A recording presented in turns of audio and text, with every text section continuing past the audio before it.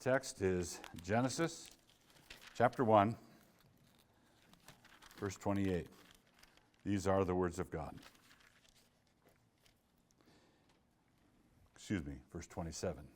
Also the words of God. So God created man in his own image. In the image of God created he him. Male and female created he them. Amen. Please be seated. So my assigned topic is life between the sexes. They thought it was getting on into the evening. I'm an old man. I might be getting tired. So they thought they'd give me a topic that would keep your attention riveted. Guaranteed focus. So God created man in his own image. In the image of God created he him. Male and female created he them. Now first, I want to assure you that I'm talking about a general pattern. What is God's general pattern for human existence? That general pattern is marriage. That's the centerpiece. That's the general pattern. This says nothing against those who, by gifting or by providence, are unmarried. It's not as though a 50-year-old bachelor doesn't bear the image of God, or a woman who's unmarried doesn't bear the image of God. But the normal pattern, the norm, the way it usually goes, and the way God intends for it to usually go, is for a man and a woman to come together in marriage. And in that condition, that is the standard way of displaying the image of God. Now, that's not the only way, but that's the standard way where the image of God is portrayed or manifested to the world.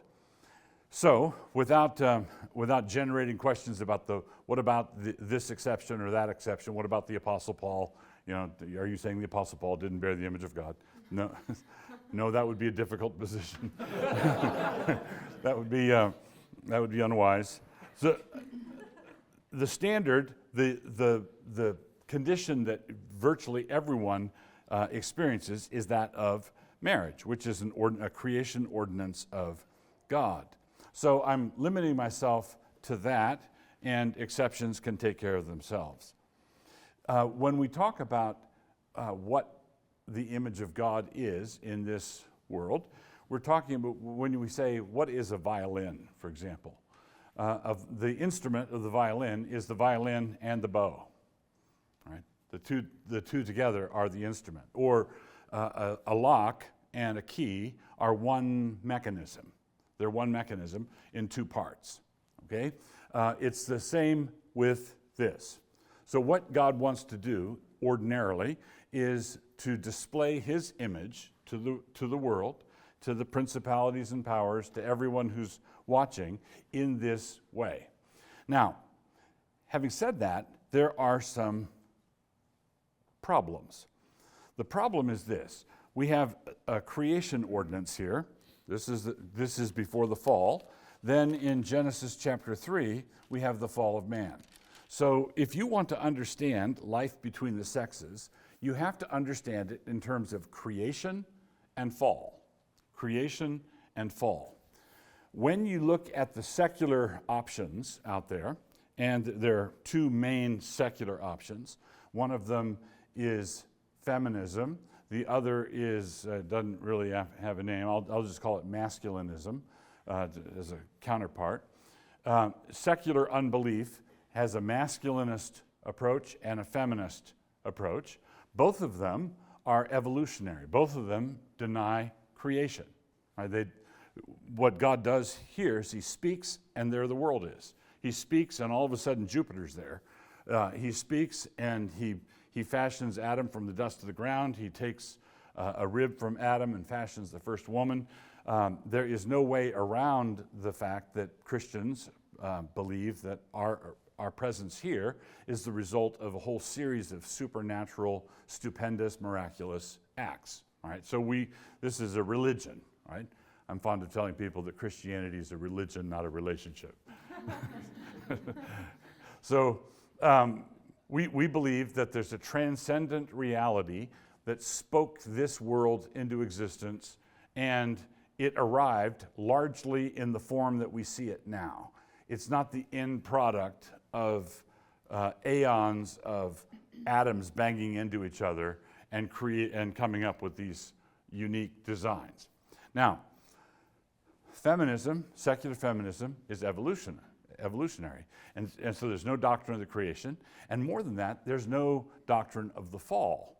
All right, everything is, they don't have a basis for saying this, but everything is a matter of slow progress. Right? Evolutionists like to say they believe in progress. So it's not people call it the fall, but I think it's more like the crash. So we were created good, holy, righteous, and then we disobeyed and crashed the thing. So for Christians, we are dealing with wreckage of world, wreckage of humanity. We're dealing with a debris field. We're living in a debris field.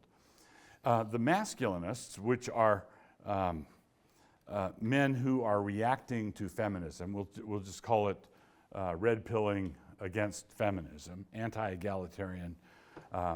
So you may have heard of some of these phrases, and maybe some not, but MGTOW is an acronym meaning men going their own way, women who needs them. So it's a violent reaction away from women, a rejection of feminism in all its forms. That too is evolutionary. All right, the whole thing is acting as though God is not the designer of this. So God made man, male and female, to display the image. Now, the first thing you have to get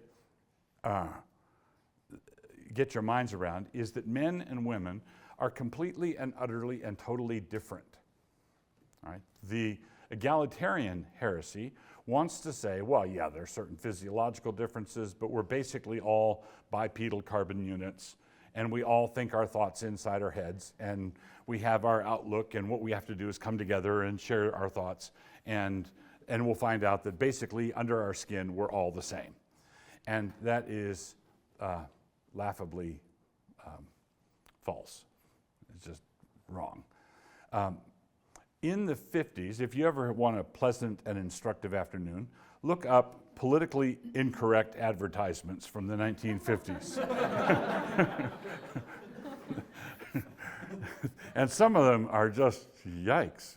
I can't believe the ad execs who approved that weren't all arrested, but they were just they were appealing to mass market, and they really were misogynistic. They really did heap contempt on women. They really did. They did, just yikes. And then you look at those things and you say, the early feminists had an argument. They had something to point to. Well, the same thing is going on in the men's reaction to feminism. There's certain things you couldn't criticize in the 50s. You couldn't criticize that sort of thing. You might differ with it, but you had to keep your opinions to yourself because that's what the cool kids were doing. Today, you might disagree with feminism or egalitarianism, but you have to keep your head down. You have to keep your thoughts to yourself. You could actually get fired from any major American corporation for saying things like, I believe that marriage is between one man and one woman for life. You could get canned for that. All right, so people keep their heads down, and this is just brewing a reaction. Christians don't belong to either one of those camps. That means in every relationship, you have to have three parties: the man, the woman, and God. And God's perspective in that relationship, that three-way relationship, God's perspective is the only one that can be trusted. Your perspective on her can't be trusted. Her perspective on you can't be trusted. Because men and women, when in presence of one another, don't know what's going on. All sorts of things are going on. You may know what's going on when you watch it across the room with your roommate. You know exactly what's going on. But then a month later, when it's going on with you, people try to tell you, you're doing just what he did last month. And oh, no, we're just friends. All right. You've all seen it. You all know I'm speaking the truth. I'm telling you the truth. Now, what happens is this. when men and women are not just physiologically different, we are also emotionally different, we are spiritually different, we are mentally different, we're just different. Men and women think about life differently. Now, if you're living in a climate, as you are, where the secular world has set the tone of certain things that cannot be uttered, that means that one half of the conversation is going to shut up, right? Because even though you're talking to Christians, you don't know who's influenced by what. You don't want to cause a ruckus. You don't want to have that kind of difficulty arise. Now, what I want to do, I'm trying to fit a lot in here because I want to leave room for Q&A. I want to leave a healthy amount of time here for Q&A. So I'll try to open as many cans of worms as I can in the short space of time allotted, and then you can pick up worms. So given one of the things that men and women think differently about is how relationships form. Right? How do relationships form? How do they start? Who's responsible to get things going? And why isn't it happening? Okay. When I got married in actually New Year's Eve. Got married New Year's Eve, 1975. It took us a few years to figure out why the restaurants were always so crowded. We'd go out on our anniversary and what's going on? That was New Year's Eve. Okay, we didn't think that through. So I got married in 1975. Nancy was 23, I was 22, and we were right in the middle of the pack. Okay, we were right in the middle of the pack. That's when people got married. It was for the generation before.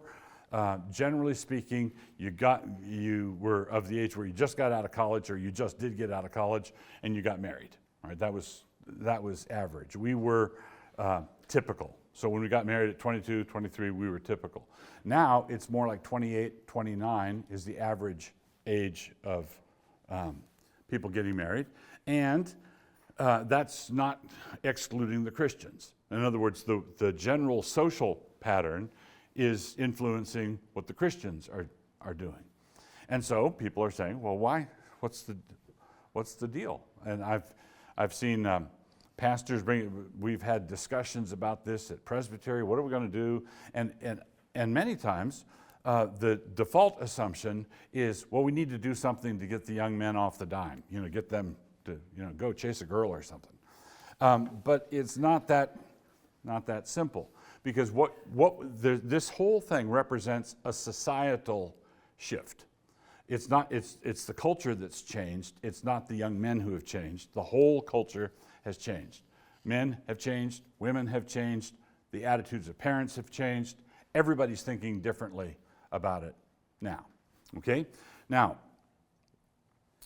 when that, and I, as a pastor, I would like to lean against that. I think that the way it was when I got married was a lot healthier than it is now. I think people are prioritizing the wrong sorts of things in the choices that they're making. I think that they are missing, and I see secular assumptions creeping in, and I just want to do battle with that. Now, that said, let's talk a little bit about what I think the scriptural pattern is. Imagine a zone here. Let's say all the guys are over here, and this is the zone, and all the girls are over here, and then there's this demilitarized zone. Like between North Korea and South Korea. No, not really. Now, remember what I said about creation and fall? Before I get into this, I need to do one more illustration. Take the feminine nature and the masculine nature and let me use a musical illustration. Men, when they're being masculine, are singing a particular note. All right, let's say it's C. Women are singing a particular note. Let's say that's G. All right, so it's a completely different note, completely entitled. It's not the same note, C and G. Now, when the instrument is tuned, or when the singers are singing on pitch, those two notes form a chord, and it sounds really good. All right, when you're singing at church, and you're just singing the melody, and then someone 2 rows back starts singing a descant or a harmony part, there's 2 things that can happen. One of them is that they do it successfully. The other is that they don't. When they do it successfully, and you're singing your part, or the congregation's singing their part, and someone starts doing something completely different, it harmonizes. And there's nothing, it's just glorious. When the harmonies are tight, when people are hitting their pitch, it's just really glorious. But when the man, let's say in a relationship, when the man is singing along his, kind of flat, bumping along, singing flat, and the woman is singing sharp, it's like nothing on earth. It's just, and not a good way. This is material for pastoral counseling, job security. It's just awful. There's nothing worse. There's just nothing worse than a guy being a guy in a sinful way and a woman being a woman in a sinful way. So you've got the creation note, the C and the G, but then you've got the fall. You've got the sin. And the sin makes it horrendous. The sin makes it, it's just really bad. Okay? So we tend to think it is inescapable that that you ladies will be looking out at the world through feminine eyes. You're supposed to. You're just not supposed to look out at the world with sinful feminine eyes. Men, you're supposed to look out at the world with masculine eyes, just not sinful ones, right? Another way of saying this is you've got to hit your pitch. You've got to be masculine in a straight up kind of way. And you've got to be feminine in a straight up kind of way. And in order to hit your pitch, you've got to be in the book. You've got to be Bible readers. You have to be just regular, systematic Bible readers, because you left alone with your own thoughts about the girls are not to be trusted. You left alone with your thoughts about the guys are not to be trusted.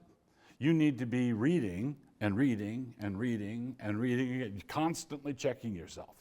All right, so back to the zone. Who are the girls over here? Guys over here. So you've got the zone of vulnerability is what I call it here. The zone of vulnerability is that zone which, if you get into, you can't get out again without getting hurt. Okay, that's how I define that zone. Now, if you've got this zone, and there are certain guys, certain girls too, both sides have representatives that do this. I think he likes me. Why? He said hi. He said hi, and he chatted for half a minute.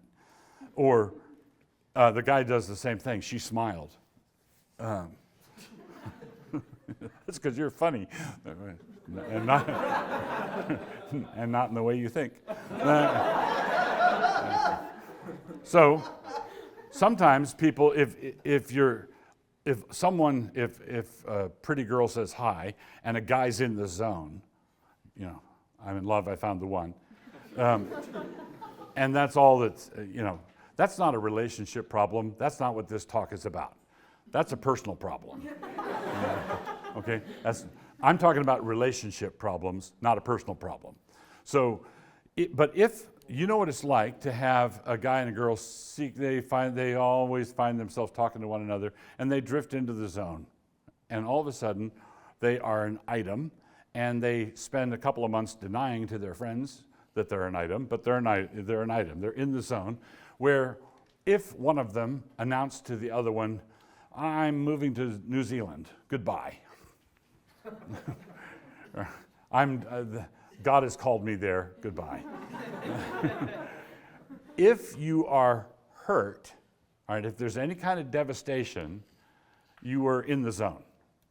That's just that simple. Now, that's not the same thing as being mildly disappointed. Right?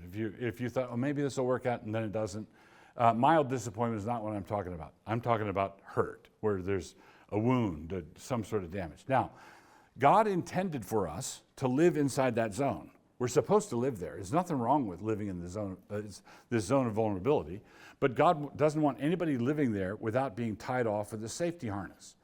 And that's what this is. That's what a ring is. Right? So what you do, if you want to live inside the zone with somebody else, then what you do is you rent a church and you get a preacher and you call a bunch of witnesses and you make vows before God and man. And then you say, okay, now you're cleared to go into the zone. But if you haven't done that, you're not cleared to be in this. You've got no business being in there. Because what happens, and especially in a hookup culture out in the secular world, when couples are living together or the sexual standards are low, what you basically have is divorces without the attorney's fees. When the couple breaks up, it has all the emotional devastation of a divorce, but you just don't have to pay the attorney. And sometimes even then you do have to pay the attorney because there might be kids, there might be all sorts of tangles. So what do? The Bible, I think, instructs us, particularly in Proverbs, to emphasize character over personality. You want to emphasize character over personality. Personality is, and in modern, in sales, in corporate America, in business guru books, in the get-ahead world, it's all emphasis on personality. Right? You need to be all spectacles and grins. You're just going for it. And what you want in a good, established, solid, godly relationship is a commitment to God and His Word, which is a character issue. Now, having said that, you want to say, okay, what does a guy who has solid character, what is he looking for? And what is a girl who has got solid godly character, what is she looking for? Well, you're looking for completely different things. This goes back to the first point. That's a creation issue. All right, men and women are different. So let me give you an illustration. This is something that comes up in my pre-marriage counseling, but it applies equally well. If you forewarned is forearmed, right? When guys hate to ask for help. Big shock, right? They don't like asking for directions. They don't like asking for help. They don't like to bring in other people. But they can be prevailed upon to ask for help. Okay? If the trouble is really bad, if it's really difficult, if it's a real stumper. And so let's say a guy's at work and he's had this problem with a software problem or whatever the trouble. He can't fix his carburetor. He's got a problem and he can't fix it. He goes down to see a friend down the hall, a coworker, a guy, and he says, here's my problem. It could be a problem with a teenage son. It could be a problem with the carburetor. It could be a problem with his software, whatever. He goes in and he lays out his problem to his friend. And the words that he most wants to hear in all the world are words that go like this. Have you tried? Fill in the blank. Because when guys have a trouble, they are brought to the point where they ask for help. They're looking for a solution. That's what they want. They want a solution. So they want their friend to say, have you tried? Because he might suggest a solution. He might say, no, I tried that. And then the second or the third time, oh, and that's a good idea. He wants to hear, have you tried? And then this same guy, who's a married guy, goes home, and let's say his wife has had the day of days. She's had all kinds of troubles that day. Everything that could go wrong did go wrong, and a couple of other things in addition went wrong. And so they sit down, and she's pouring out. After they sit down to have a talk after dinner, and she pours out her troubles, takes 20 minutes, half an hour to lay it all out, And he's sitting there, and then he, poor chump, what does he say? He says, have you tried?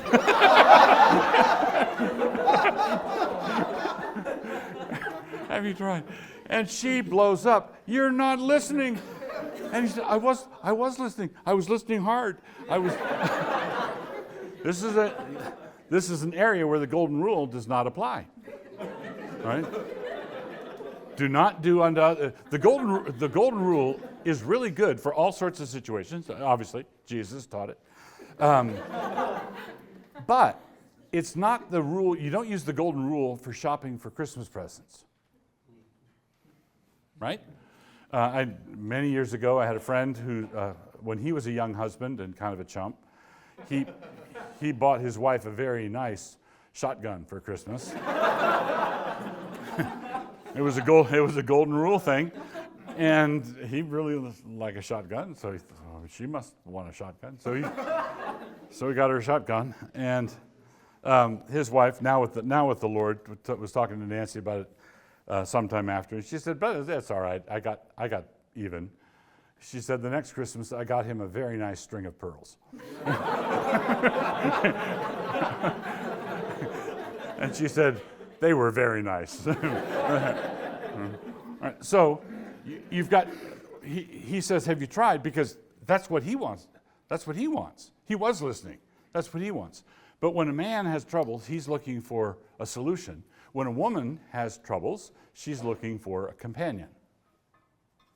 Okay, now I first learned this when, many years ago, when Nancy, we were having one of those conversations, and Nancy laid out all these things that happened that day, and I, thank the Lord, had kept my mouth shut. I was just listening and listening and listening. And then after 20 minutes, half an hour of this, Nancy said, "Thank you, I feel so much better." And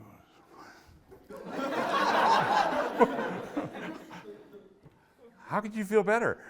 You've not heard my wisdom.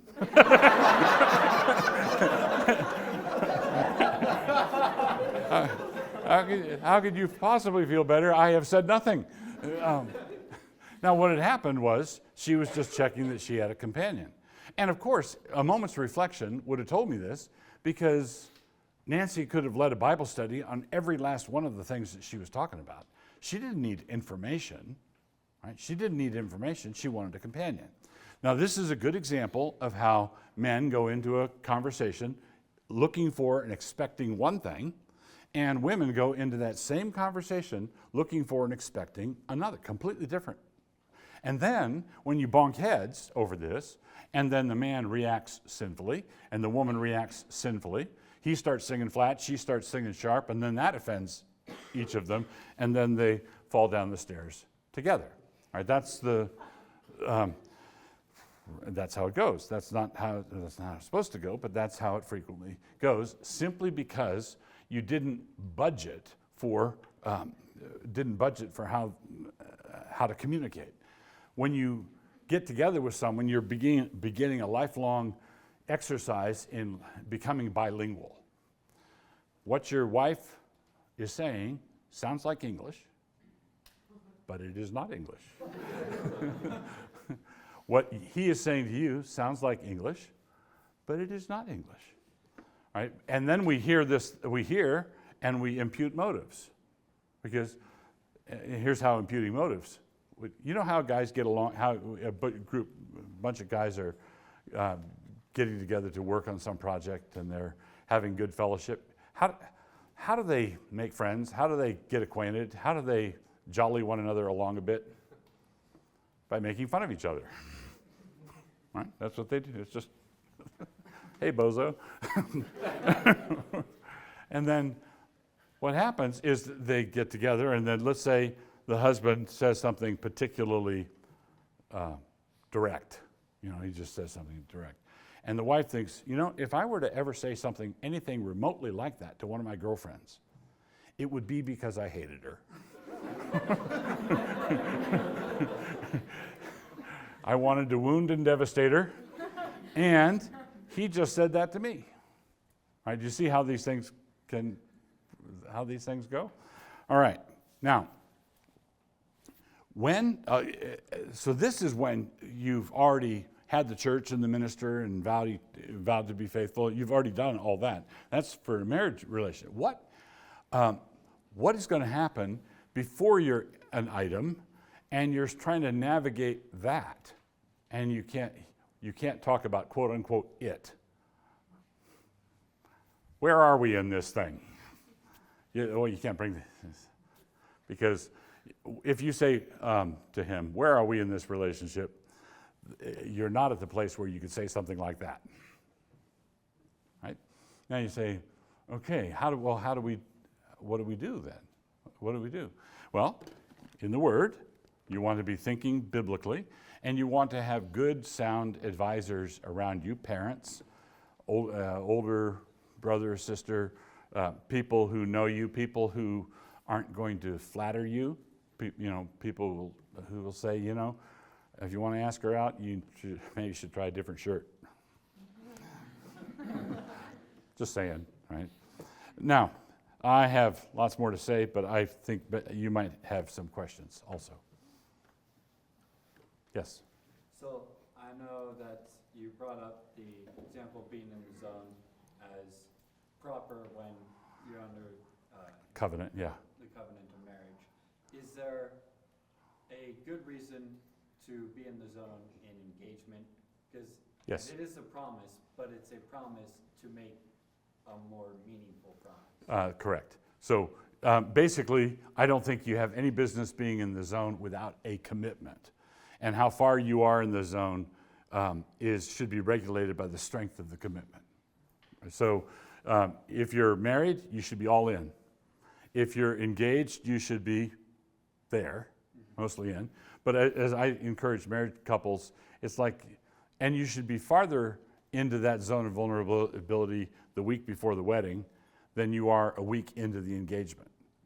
Right? It's like you got engaged, everything's awkward. Who is this person?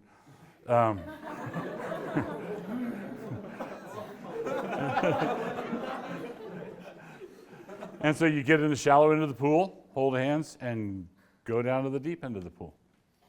That's how it works. So, see, there's so many different false doctrines. The radical individualism says that each one of you is a suitcase pre-packed in heaven, and what you do is you open the suitcase and you unpack it over the course of your life, and you discover what's in there. What's the real you? What's the inner you? Well, I'm 68. I got married when I was 22. I've been married to Nancy far longer than I was ever single by myself, and it wasn't a matter of unpacking. It was a matter of growing together. In other words, I'm a certain way, a way that I would not be had I not married her. And it's like grafting a plant together. It's not like unpacking something that's already pre-packed. So if you have this idea that what we're going to do is we're going to find each other and discover each other, I'm going to discover the other person's real personality. No. None of us are going to be real persons until the resurrection. What God is engaged in doing is making us He's creating us into human beings. He's making us into human beings. And marriage is designed to be an aid to that. All right? So don't expect to find the other person what they will be at the end of your life together. They simply won't be. Yes? Describe the characteristics of a companion more. Of a companion? It comes from the Latin panis, which means bread. Companion, someone who shares bread with you. So a companion goes through life together with you, shoulder to shoulder.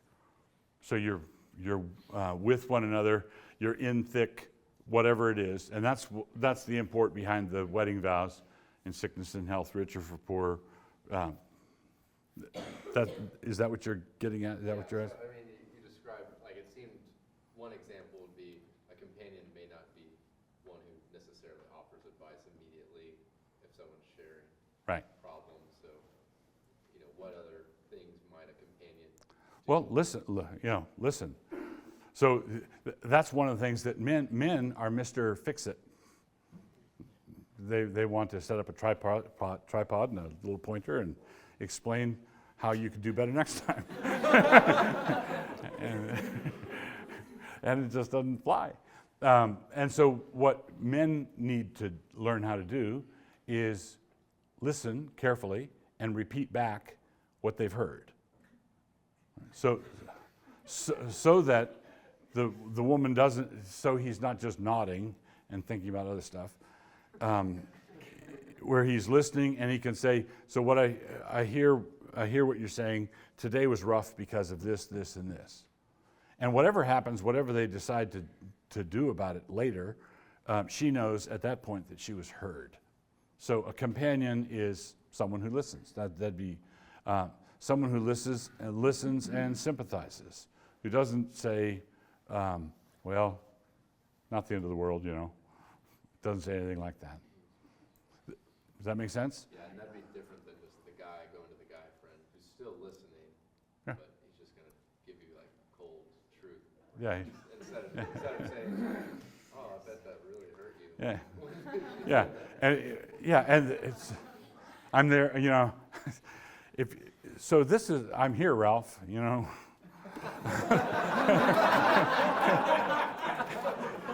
Get away from me.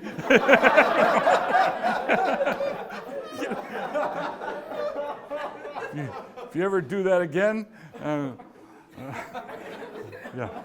So what's the difference then between character and personality? Like what things would you put in those two categories? Character would be things like honesty, work ethic, discipline, the virtues. That's character.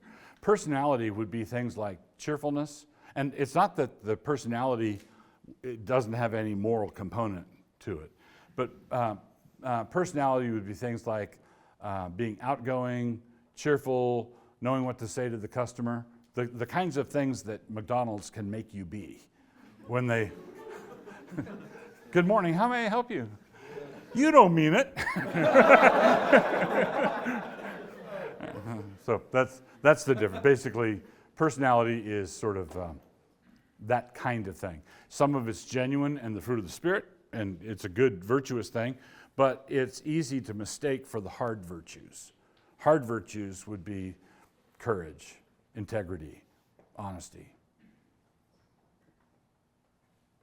Yes? What is the best way to learn how to speak the language of the opposite sex? Especially if you're not used to it. Yeah, the best way to is to marry a native.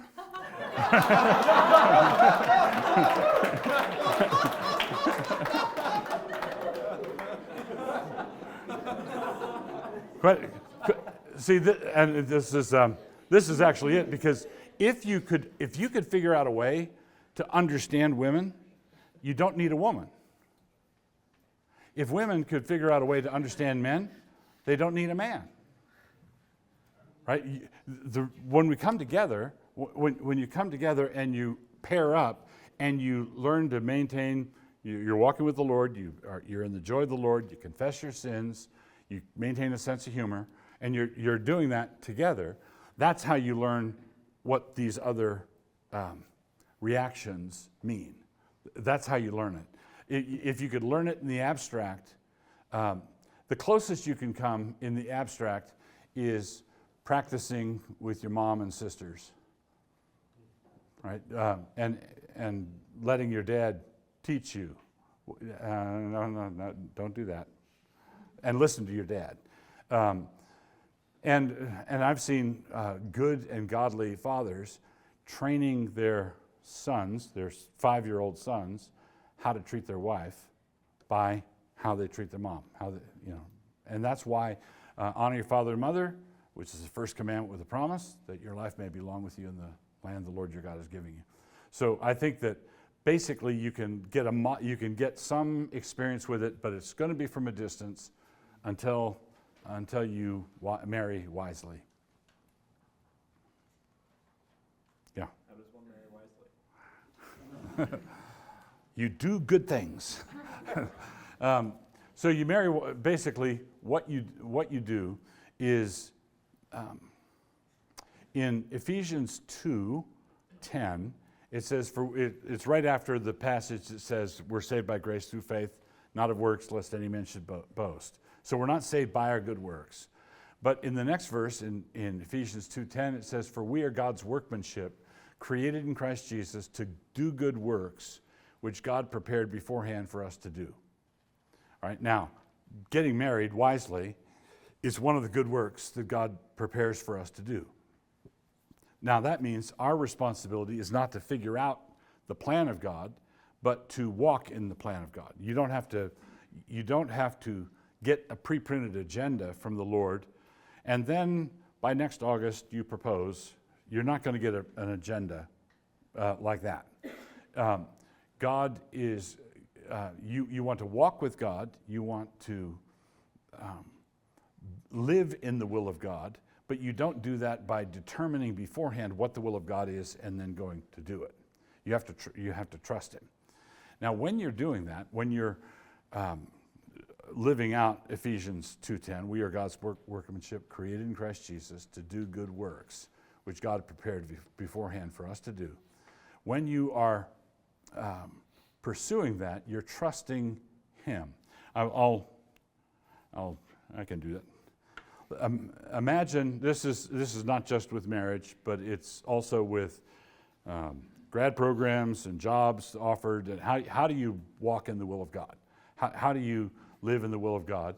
How do you make sure that you are doing what God wants you to do? If He doesn't throw a brick through the window with a note tied to it saying marry this person or take that job or go to this grad school, if you don't get that, how do you make those decisions? God doesn't steer parked cars. You want to make sure that He's behind the wheel. You're surrendered and you're moving. But how do you move? What's the movement like? What dictates the movement? Imagine a big open space here and a big circle. And outside the circle is anything that God prohibits to all Christians. If no Christian may do it, you may not do it. You don't have to pray about selling cocaine. You don't have to pray about marrying a non-Christian. You don't have to pray. Those are outside the circle. Then anything that's inside the circle is lawful for any Christian. Okay, if it's outside the circle, it's not lawful for any Christian. If it's inside the circle, it's lawful, but that doesn't make it wise. Okay, there are all sorts of people that you could marry lawfully, and it would still be a bad idea. Right? It'd be unwise. So how do you determine what's wise? And this is all with you've got the point surrendered. The Lord's behind the wheel. God, I don't want to do anything you don't want me to do, and anything you want me to do, I want to do. So I would say dig 3 holes and put a post in each hole. And the 3 posts are these questions. What are your abilities? What are your opportunities? And what are your desires? Okay? Now you're inside the circle. The Scripture doesn't prohibit anything you're doing. You have those posts that you answer the question, what are your abilities? What are your opportunities? And what are your desires? And you walk around, this is just a metaphor, you walk around until those 3 poles line up, and then you go. Okay? Now, on marriage, what are your abilities? I oftentimes ask young men, can your pickup truck pull that trailer? Do you have the horsepower? Right? Do you have the ability to lead her? Do you have the ability to provide for her? Do you have the ability to protect her? Do you have that ability? And he says, yeah, I do. Yeah, but I've asked her 6 times, and she says no every time. And then that's the opportunity, right? What are your opportunities? She keeps saying no. Or flip it around, young ladies. I don't have the opportunity. If he's not asking, if he's not showing interest, it's not an opportunity, right? So what are your opportunities? And then you say, well, I've got a stumper for you. Suppose I'm convinced I could marry this girl or that girl, and I have the ability to lead and protect and provide for either one. And let's say I'm pretty sure that if I asked either one to pursue it to the next level, I think they would both respond positively, so that's the opportunity. But I'm stuck halfway between them. I don't know what to do. What do I do? I like them both. Flip a coin. But there's a trick. You want to know what the trick is? You flip a coin because you like them equally, and it's heads. You go, oh, 2 out of 3. That tells you what are your desires. What do you want to do? So, and then you say, Lord, I don't want to do anything stupid or rash, but it would be stupid for me to be sitting around, burning daylight. So I don't want to do anything stupid or rash, but please protect me, and I'm going to go in this direction. And the Lord is fully capable of heading you off. You just have to be receptive. You just have to be open to Him closing the door or revealing something to you about your abilities that you didn't know, that sort of thing. One more question, if there is one. Over here. So you mentioned earlier that there's a trend of people getting married at older and older ages. If you can boil it down to one root mindset, what would you say is causing this trend, and what ought we to do as believers to change it? Okay, I started to open this. This is a great question. I started to open this up when I was talking about the way women were disparaged in the 50s, looked down on and patronized and patted on the head and all kinds of infuriating things. So that's the way it was in the 50s. It's the opposite now. All right, any kind of masculinity is called toxic masculinity. Every dad on television is a buffoon. You can't just forget about it. Basically, forget about it.